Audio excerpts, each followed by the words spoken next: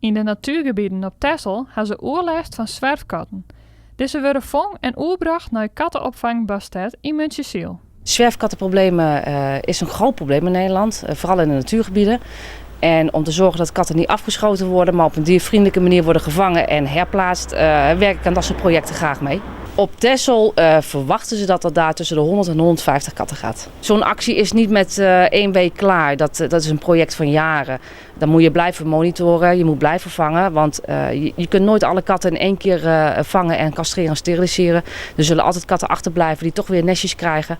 Maar daarom is het chippen ook zo belangrijk. Want alles wat een eigenaar heeft, dat chippen we. En die krijgen ook een iertip. Zodat je ook van de afstand kan zien, oké, dat is een kat, die heeft een eigenaar. Die is al geholpen. En dan kun je alle niet geholpen katten, die kun je weghalen. Wij vangen ze door middel van vangkooien. Die zetten we in de natuurgebieden neer.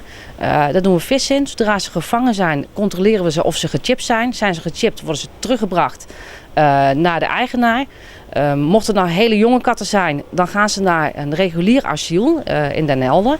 En die gaan gewoon de jonge katten, de kittens, socialiseren en dan herplaatsen op de normale adoptiemanier. Blijkt het nou echt verwilderde katten te zijn, dan komen ze hier naartoe en dan gaan wij op zoek naar buitenplekken voor ze. De katten die geen plakkerij kennen, blijven voor de rest van hun leven bij Wendy of een van de orenboeten plakken. Maar sommige katten zijn wel geschikt als borkerijkat.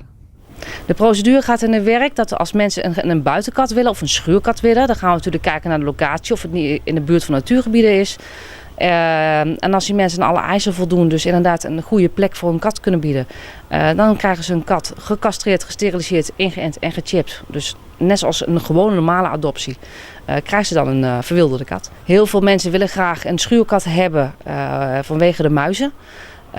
Wij zijn heel erg tegen het afschieten, juist weet je, castreren en steriliseren die katten, dan voorkom je dat katten gaan zwerven. En chippen is ook zo'n belangrijk iets. Heel veel katten die lopen weg, worden vermist en die komen ook in de natuur terecht, terwijl het gewoon huiskatten zijn. En die kun je dan weer herinneren met de mensen. Het is vaak het probleem van nestjes die op boerderijen worden geboren die uiteindelijk de natuur intrekken. Dus als je zorgt voor een goede castratie en sterilisatieplicht en een chipplicht, dan voorkom je een hele hoop leed.